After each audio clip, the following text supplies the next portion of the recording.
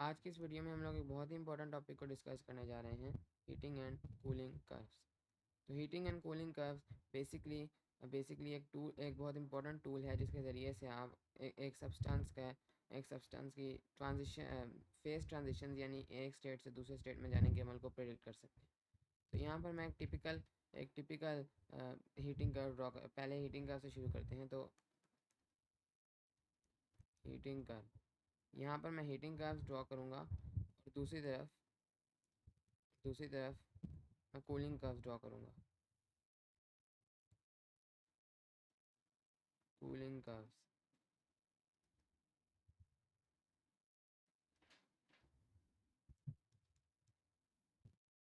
तो एक typical heating curve कुछ इस तरह से दिखती है। हम हमारे पास यहाँ पर ग्राफ होता है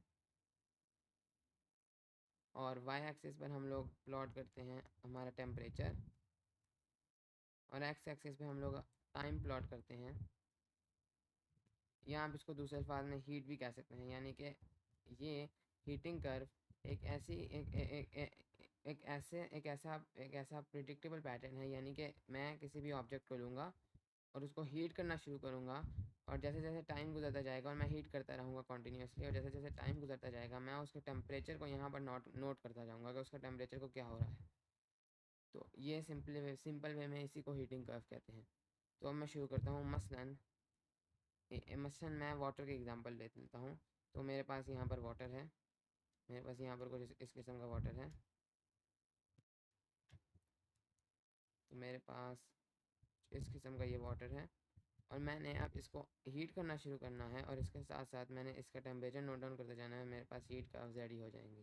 तो मैं यहाँ पर इसको हीट करूँगा, और अब मान लेते हैं कि जब हमने इसको शुरू किया तो ये पहले बर्फ़ की सूरत में था। ओके, तो ये बर्फ़ है, वाटर नहीं, पहले बर्फ़ थी, आइस।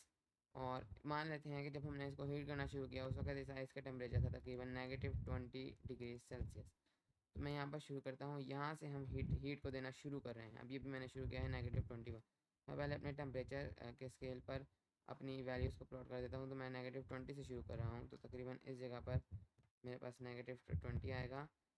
फिर तकरीबन इस जगह पर, मैं एग्जैक्ट नहीं बना रहा लेकिन एक अप्रॉक्सीमेट 0, 20, 0, 20, 40, 60, 80, 100। थोड़ा सा मैं मज़ीद बना देता हूँ और थोड़ा सा मैं मज़ीद बना देता हूँ 120। मैं यहाँ पर इनको लिख देता हूँ -20, 0, 20, 40, 60, 80, 100 और 120। मैंने बेसिकली 20 के इंटरवल से टेम्परेचर को प्लॉट कर दिया है। और यहाँ पर टाइम को प्लॉट करने की कोई ख़ास ज़रूरत नहीं है, क्योंकि टाइम तो बेसिकली यह हीट ही है कि हम इसको हीट यहाँ पर दे रहे हैं। तो वो तो वेरी करेगा। अगर आप तेज़ हीट देंगे तो टाइम तेज़ी से गुजरेगा, अगर आप जो है स्लो हीट देंगे तो टाइम स्लो गुजरेगा। तो बेसिकली हमने यहाँ पर टेम्परेचर को ही मेन चीज़ प्लॉट करनी थी। और बहुत एडवांस क्लास में आप टाइम भी प्लॉट कर सकते हैं, लेकिन नॉर्मली सिर्फ टेम्परेचर ही प्लॉट किया जाता है। तो हम लोग शुरू करते हैं। सबसे पहले क्या होगा कि मैंने इसको हीट करना शुरू किया, तो ये था -20 डिग्री सेल्सियस पर। अब मैंने इसको हीट करना शुरू किया है, तो इसका जो है वो टेम्परेचर बढ़ना शुरू हो जाएगा, क्योंकि -20 पर है तो हीट करूँगा तो टेम्परेचर तो बढ़ेगा ही। तो यहाँ पर इसका टेम्परेचर बढ़ेगा, लेकिन मैं इस तरह नहीं ड्रॉ करूँगा, बल्कि मैं इस तरीके से ड्रॉ करूँगा, क्योंकि साथ साथ टाइम भी गुजर रहा है, यहाँ पर साथ साथ हीट भी दे रहा हूँ। इसका मतलब ये है इस तरफ। तो यहाँ पर मैं इसका टेम्परेचर बढ़ता जाएगा अनलेस के ये 0 पर पहुँच जाएगा। अब अभी भी 0 पर पहुँच गया है, अभी मैं हीट तो दे रहा हूँ, लेकिन अब चलें पहले इसको देख लेते हैं कि पहले क्या हुआ। तो सबसे पहले हम लोगों के पास ये वाटर जो है, ये हमारे पास वाटर का हीटिंग कर्व्स हैं। सबसे पहले वाटर हमारे पास सॉलिड फॉर्म में था, आइस फॉर्म में था, -20 से 0 तक। 0 पे आपको पता है वाटर का मेल्टिंग पॉइंट है, तो अब वाटर लिक्विड में कन्वर्ट हो जाएगा। अब यहाँ तक तो वो सॉलिड फॉर्म में था, यहाँ तक हमारे पास वाटर सॉलिड फॉर्म में था।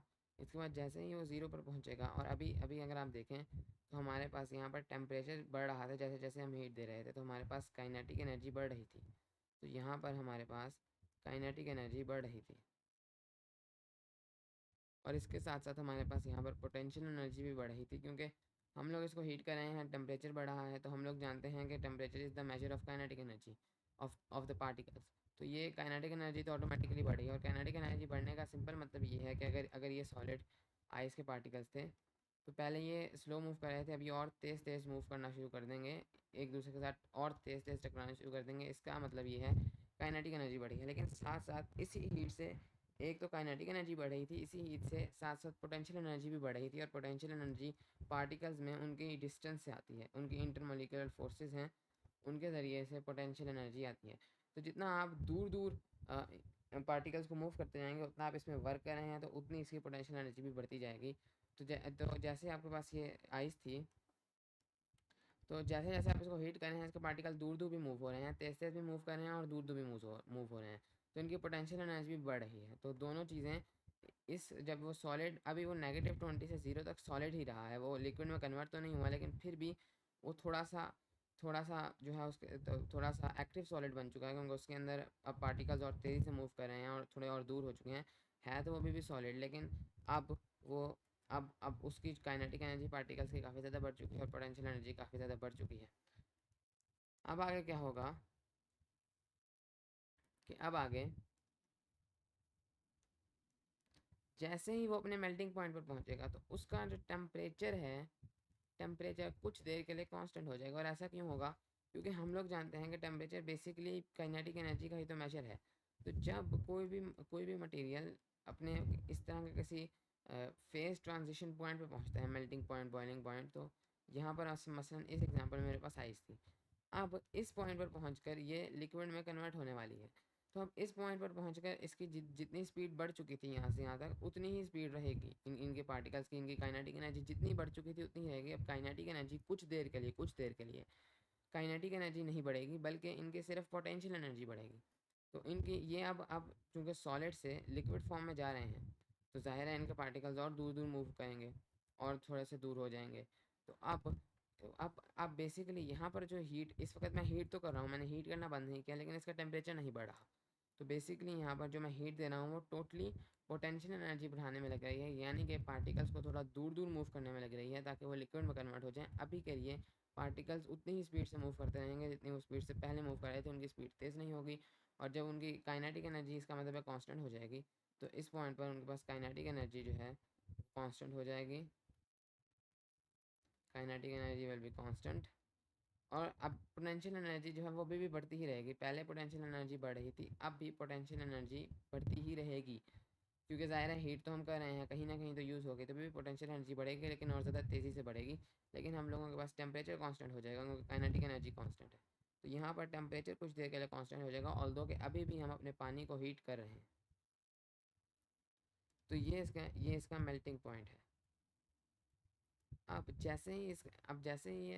जैसे ही ये फुली कन्वर्ट हो जाएगा लिक्विड में, अभी मेल्टिंग पॉइंट पे कन्वर्ट होता रहा सॉलिड से लिक्विड तक। जैसे ये फुली लिक्विड में कन्वर्ट होगा, अब ये लिक्विड में कन्वर्ट हो चुका है, अब फिर से टेम्परेचर बढ़ना शुरू हो जाएगा। तो अब टेम्परेचर फिर से बढ़ना शुरू हो जाएगा, तो कुछ इधर जाकर अब क्या हुआ है, अब पहले तो ये था सॉलिड फॉर्म में, अब ये लिक्विड फॉर्म में कन्वर्ट हो चुका है। तो ये सॉलिड फॉर्म में था यहाँ से यहाँ तक, ये इसका मेल्टिंग पॉइंट आया जिसमें ये सॉलिड से लिक्विड में कन्वर्ट हुआ। अब ये लिक्विड फॉर्म में कन्वर्ट हो चुका है, और अब भी हम हीट करते जा रहे हैं। और अब अगेन अब अभी ये इस पूरे अब इधर तक पहुँचते पहुँचते 100 तक पहुँचते पहुँचते ये लिक्विड ही है, बस इसकी काइनेटिक एनर्जी इसके पार्टिकल्स की मज़ीद बढ़ गई है, और अभी भी इसकी पोटेंशियल एनर्जी भी बढ़ती जा रही है। तो अब इधर से इधर तक पार्टिकल्स भी और तेज़ी से मूव करते जा रहे हैं, और जो अब लिक्विड में कन्वर्ट हो चुके हैं, अब तो पार्टिकल्स दूर दूर पहले ही हो चुके हैं इस पॉइंट पर। तो पार्टिकल्स कुछ ऐसे हैं क्योंकि पोटेंशियल एनर्जी इनकी बढ़ गई है, लेकिन अब ये मज़ीद पोटेंशियल एनर्जी इनकी बढ़ गई है, ये मज़ीद दूर हो रहे हैं, लिक्विड से भी अब गैस में कन्वर्ट होने वाले हैं। तो अब जैसे ही ये 100 डिग्री सेल्सियस से पहुँचेंगे, और आपको पता है 100 डिग्री सेल्सियस वाटर का बॉइलिंग पॉइंट है, तो अब यहाँ पर एक बार फिर से जो टेम्परेचर है वो कांस्टेंट हो जाएगा, काइनेटिक एनर्जी कांस्टेंट हो जाएगी। अब वो पार्टिकल्स और तेज़ी से मूव नहीं करेंगे, लेकिन सिर्फ और सिर्फ अब पोटेंशियल एनर्जी बढ़ना शुरू हो जाएगी। हीट हम अभी भी कर रहे हैं, हमने चूल्हा बंद नहीं किया, लेकिन अब इसका टेम्परेचर कांस्टेंट हो गया है, टेम्परेचर मज़ीद नहीं बढ़ेगा, टेम्परेचर उतना ही रहेगा, 100 ही रहेगा, लेकिन इसके पार्टिकल्स और थोड़ा दूर दूर मूव होना शुरू हो जाएंगे। और अब जैसे ही लिक्विड से टोटली वाटर वेपर गैस में कन्वर्ट होगा, तो फिर अगेन ये आगे की तरफ बढ़ जाएगा, और अब ये गैस बन चुका है। और आगे का जो आगे ये प्लाज्मा बनेगा या जो भी बनेगा उसकी डिटेल तक हम नहीं जाएंगे, हम 3 मेन सॉलिड फॉर्म्स तक ही रहेंगे। तो ये वाला इसका बॉइलिंग पॉइंट है। तो ये जो चीज़ हमारे पास अब बनी है, इनको हम हीटिंग कर्व्स कहते हैं, क्योंकि हम एक सब्सटेंस को हीट करते गए और हमने साथ साथ उसका टेम्परेचर नोट करते गए, और इस तरीके से हमने ये जो कर्व बनाई है इसको हीटिंग कर्व कहते हैं, कि सॉलिड से लिक्विड और लिक्विड से गैस, इसको हम लोग हीटिंग कर्व्स कहते हैं। और अब आपके लिए कूलिंग कर्व्स को समझना काफ़ी आसान होगा, क्योंकि कूलिंग कर्व्स इसका बिल्कुल ऑपोजिट है। तो अब सिंपल वे में ये होगा कि अब हमारे पास मसलन वाटर, अब हम लोग शुरू करते हैं गैस से, अब गैस में कन्वर्ट हो गया, तो ये हमारे पास वाटर की गैस है, कुछ इस तरीके से दूर दूर पार्टिकल्स हैं। अब अब हम इसको ठंडा करना शुरू करेंगे, किसी भी तरीके से हम इसको ठंडा करना शुरू करेंगे। और जब भी मैं ठंडा करना कहता हूँ, तो ठंडा करने का मतलब उसका टेम्परेचर कम करना नहीं है, ये बहुत इंपॉर्टेंट है। ठंडा करने का मतलब सिंपल वे में है कि हम उसके अंदर से हीट को रिलीज़ करेंगे, उसके अंदर से हीट को निकालेंगे, हीट को निकालेंगे, टेम्परेचर को कम नहीं करेंगे। टेम्परेचर ऑटोमेटिकली कभी कम होगा और कभी कांस्टेंट हो जाएगा। तो अब सिंपल वे में ये होगा कि मैं सेम स्केल बना देता हूँ, -20, -40, -20, 0, 20,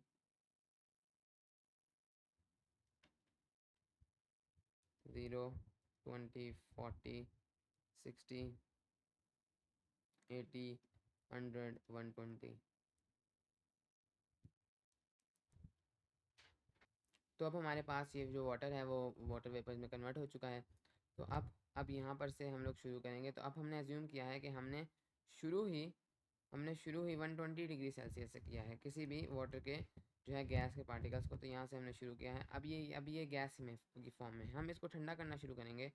तो अब क्या होगा कि इसका टेम्परेचर कम होना शुरू होगा अनटिल ये 100 डिग्री सेल्सियस पर पहुँच जाएगा। तो अब ये गैशियस फॉर्म से शुरू हो रहा है, उसका टेम्परेचर कम होता जा रहा है, क्योंकि अब इसके पार्टिकल्स की काइनेटिक एनर्जी कम हो रही है और इसके पार्टिकल्स की पोटेंशियल एनर्जी भी साथ साथ कम हो रही है। जैसे ही ये इस पॉइंट पर पहुँचेगा जैसे ही ये इस पॉइंट पर पहुँचेगा तो अगेन अब ये बॉइलिंग पॉइंट है। अब आपको इस चीज़ की ज़्यादा समझ होगी। बॉइलिंग पॉइंट, तो अब इसका टेम्परेचर अगेन कांस्टेंट हो जाएगा, काइनेटिक एनर्जी कांस्टेंट हो जाएगी, लेकिन पोटेंशियल एनर्जी इसकी पोटेंशियल एनर्जी अभी भी कम होती रहेगी। और ये गैस से कम होते होते जैसे ही ये लिक्विड में कन्वर्ट होगा, जैसे ही फुली लिक्विड में कन्वर्ट होगा, अगेन से इसका टेम्परेचर कम होना शुरू हो जाएगा अनटिल ये ज़ीरो तक पहुंच जाए। और अब इसकी ये लिक्विड फॉर्म थी, अनटिल ये ज़ीरो तक पहुंच जाए, और ज़ीरो तक पहुंचते पहुंचते इसकी काइनेटिक एनर्जी भी कम होती रहेगी और इसकी पोटेंशियल एनर्जी भी कम होती रहेगी। जैसे ही ये ज़ीरो तक पहुंच गया,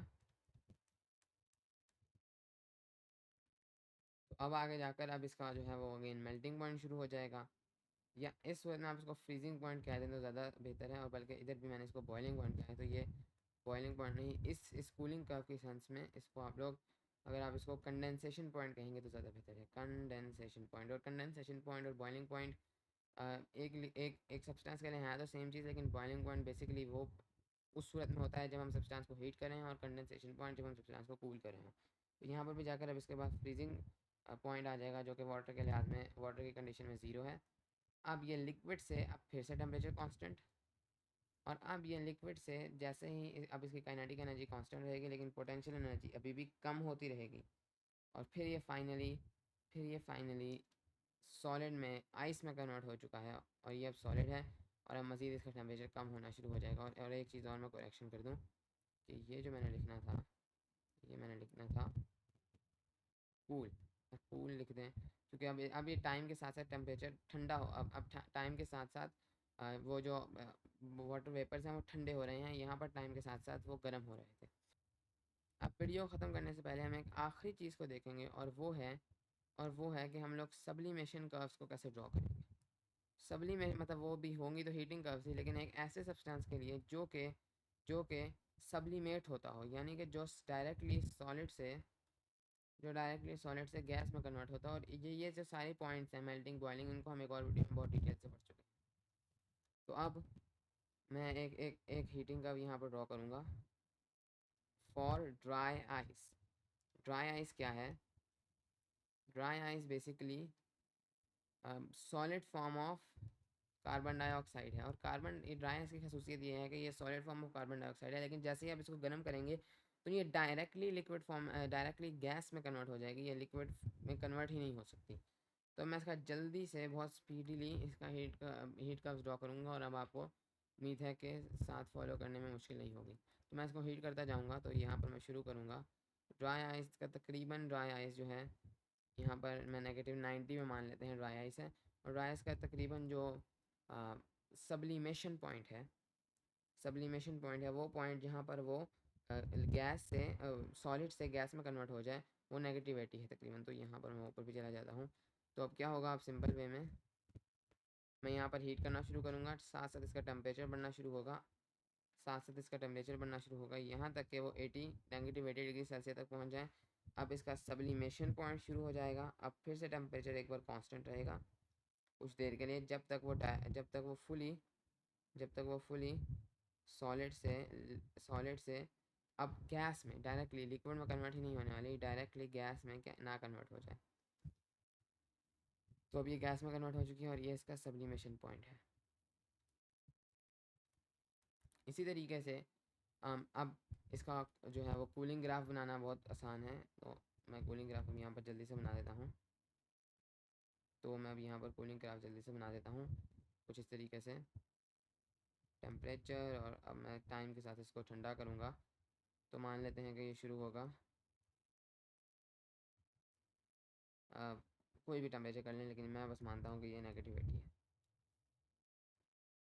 अब आहिस्ता आहिस्ता ये जो है ठंडा होना शुरू होगा विद टाइम, और अब अपने डिपोजिशन पॉइंट तक पहुँचेगा। तो सब्लिमेशन का जो उलट है वो है डिपोजिशन, जहाँ पर एक गैस डायरेक्टली सॉलिड में कन्वर्ट होती है। अगेन इसको हम बहुत डिटेल से पढ़ चुके हैं। तो अब ये डिपोजिशन पॉइंट तक रहेगा और फिर इस तरीके से ये गैस से सॉलिड में कन्वर्ट हो चुका होगा। तो उम्मीद है कि इस वीडियो से आपको हीटिंग और कूलिंग कर्व्स, जो कि एक बहुत इंपॉर्टेंट कॉन्सेप्ट है, समझने में काफ़ी आसानी हुई होगी। तो उम्मीद है कि इससे आपके काफ़ी ज़्यादा कॉन्सेप्ट्स क्लियर हुए होंगे।